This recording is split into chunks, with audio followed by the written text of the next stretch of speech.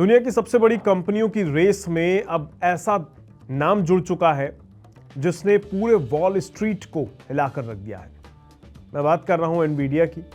Nvidia ने वो कर दिखाया है जो आज तक एप्पल, माइक्रोसॉफ्ट और अमेज़न जैसी दिग्गज कंपनियां भी नहीं कर पाई हैं। जी हां, एनवीडिया $5 ट्रिलियन मार्केट कैप छूने वाली दुनिया की पहली कंपनी बन चुकी है और सबसे बड़ा सवाल यह है कि अगला नंबर किसका होगा, माइक्रोसॉफ्ट, गूगल, अमेज़न या फिर एप्पल। लेकिन मुद्दा सिर्फ एम कैप का नहीं है, ये मुद्दा है एआई की उस जंग का जिसने पूरी दुनिया की इकॉनमी का पावर सेंटर बदल कर रख दिया है। आज से कुछ साल पहले तक एनवीडिया को लोग सिर्फ गेमिंग ग्राफिक्स कार्ड बनाने वाली कंपनी माना करते थे। गेमर्स इसके जीपीयू खरीदा करते थे, लेकिन फिर एआई रिवॉल्यूशन आया, चैट जीपीटी आया, जनरेटिव एआई आया और अचानक पूरी दुनिया को समझ आ गया कि एआई चलाने के लिए सबसे जरूरी चीज है पावरफुल चिप्स। और उन चिप्स का राजा कौन? वो है एनवीडिया। आज Google, Microsoft, Amazon, Meta, open AI, Anthropic जैसी दुनिया की सबसे बड़ी एआई कंपनीज एनवीडिया के जीपीयूज पर निर्भर करती हैं। एआई मॉडल्स को ट्रेन करने के लिए हजारों नहीं लाखों एनवीडिया चिप्स इस्तेमाल हो रहे हैं। इसी वजह से एनवीडिया की ग्रोथ ऐसी हुई जिसे शायद टेक हिस्ट्री में पहले कभी देखा ही नहीं गया। सोचिए, सिर्फ कुछ साल पहले तक एनवीडिया का मार्केट कैप करीब $500 बिलियन के आसपास था और अब कंपनी $5 ट्रिलियन के पार पहुंच चुकी है, यानी लगभग 10 गुना से भी ज्यादा की ग्रोथ, वो भी बहुत कम समय में। ये ग्रोथ इतनी तेज रही कि एनवीडिया ने एप्पल, माइक्रोसॉफ्ट और सऊदी अरेबिया जैसी कंपनियों को भी पछाड़ दिया है। अब यहाँ सबसे दिलचस्प सवाल ये आता है कि क्या एनवीडिया हमेशा नंबर 1 रहेगा या कोई दूसरी कंपनी इसके पीछे आ सकती है, इसको पीछे छोड़ सकती है। एक रिपोर्ट के मुताबिक अब सबसे बड़ा मुकाबला माइक्रोसॉफ्ट, अल्फाबेट यानी गूगल की पेरेंट कंपनी, अमेज़न और एप्पल के बीच माना जा रहा है। सबसे पहले बात हम एक एक करके शुरू करते हैं, तो सबसे पहले माइक्रोसॉफ्ट की कर लेते हैं, क्योंकि एआई की रेस में अगर एनवीडिया के बाद किसी कंपनी ने सबसे ज्यादा फायदा उठाया तो वो है माइक्रोसॉफ्ट। माइक्रोसॉफ्ट ने ओपन एआई में अरबों डॉलर का निवेश किया, चैट जीपीटी को अपने प्रोडक्ट से जोड़ा, एज़ोर क्लाउड को एआई का सबसे बड़ा प्लेटफॉर्म बनाने की कोशिश की और यही वजह है कि माइक्रोसॉफ्ट लगातार एआई इंफ्रास्ट्रक्चर पर भारी खर्च कर रही है।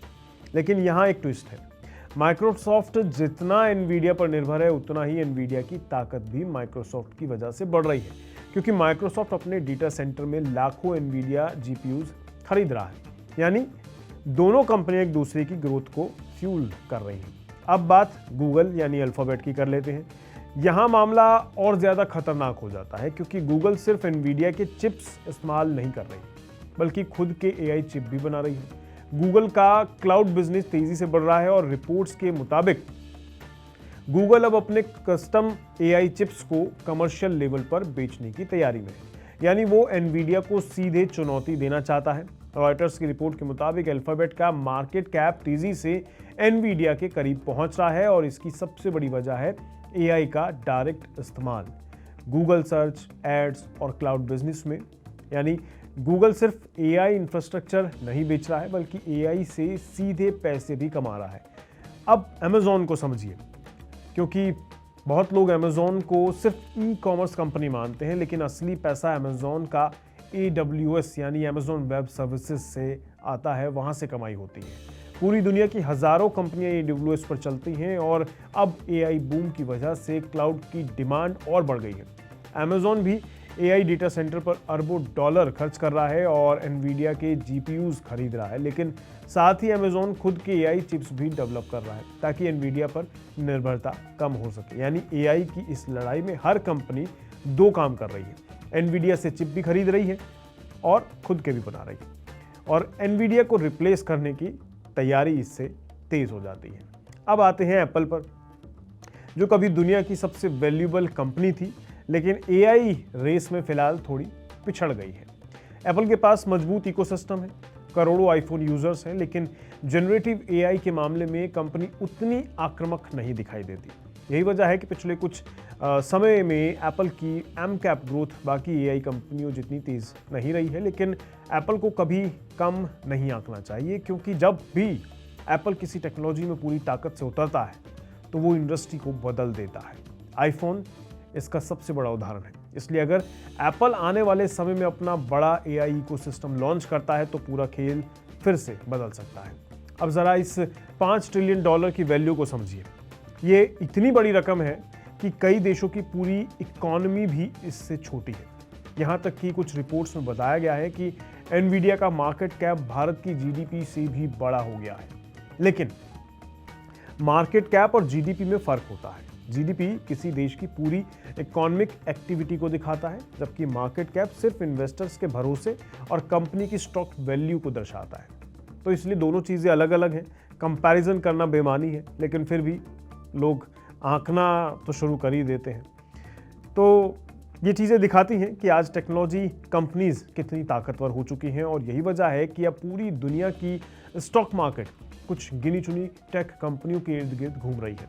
Nvidia, Microsoft, alphabet, Amazon, Apple, Meta और टेस्ला, इन कंपनियों को अब मैग्निफिसेंट 7 कहा जाता है, क्योंकि S&P 500 जैसे बड़े इंडेक्स में इनका दबदबा इतना ज़्यादा हो चुका है कि पूरा मार्केट इनके दम पर ऊपर नीचे फ्लक्चुएट होता रहता है। एक रिपोर्ट के मुताबिक टेक कंपनियों का कंबाइंड इन्फ्लुएंस अब अमेरिकन मार्केट के करीब आधे हिस्से तक पहुंच चुका है। यानी अगर एआई बूम जारी रहा तो आने वाले समय में इन कंपनियों की ताकत और बढ़ सकती है, लेकिन खतरे की भी कोई कमी नहीं है, क्योंकि अभी भी एआई बूम चल रहा है। उसमें कंपनियां अरबों डॉलर खर्च भी कर रही हैं, डेटा सेंटर्स बन रहे हैं, चिप्स खरीदे जा रहे हैं, लेकिन इन्वेस्टर्स अब पूछने लगे हैं कि आखिर इस एआई से असली प्रॉफिट कब आएगा। फॉर्च्यून की एक रिपोर्ट है, उसके मुताबिक बिग टेक की अर्निंग ग्रोथ्स धीमी पड़ने वाली है, और अब सिर्फ एआई का सपना दिखाना काफ़ी नहीं होगा। कंपनियों को रिजल्ट भी देखने होंगे, और जब रिजल्ट देने की बात आती है तो जाहिर है पैसा कहाँ से आ रहा है, कैसे आ रहा है, कब आ रहा है, ज़्यादा ज़रूरी हो जाता है। और यही वो जगह है जहाँ असली लड़ाई शुरू हो जाती है, क्योंकि एनवीडिया फिलहाल एआई का राजा ज़रूर है, लेकिन माइक्रोसॉफ्ट, गूगल, अमेजॉन, एप्पल, इन कंपनियों की साथ जो है ना, ये इतनी आसानी से हार मानने वाली तो है नहीं, और इनसे मुकाबला करना भी आसान नहीं होगा। आज एनवीडिया दुनिया की सबसे वैल्यूएबल कंपनी ज़रूर बन चुकी है, लेकिन टेक्नोलॉजी की दुनिया में ताज हमेशा स्थायी नहीं होता है। कभी नोकिया, याद है ना, नंबर 1 हुआ करती थी, फिर ब्लैकबेरी आ गई तो वो गायब हो गई, याहू खत्म हो गया, इंटेल पीछे चला गया, और अब एआई की वजह से पूरी दुनिया का पावर बैलेंस बदल रहा है।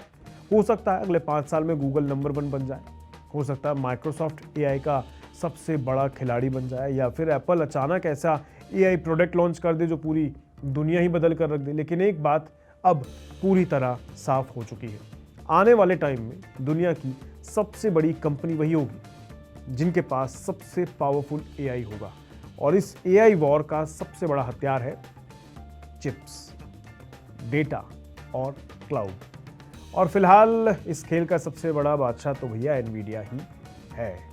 तो देखते हैं क्या होता है, इंतज़ार करते हैं। अगले ज़्यादा समय नहीं लगेगा, 5 से 10 साल में ये खेल बदलता हुआ ज़रूर दिखाई देगा। खैर, आज के लिए इतना ही रखते हैं, दीजिए इजाज़त, नमस्कार।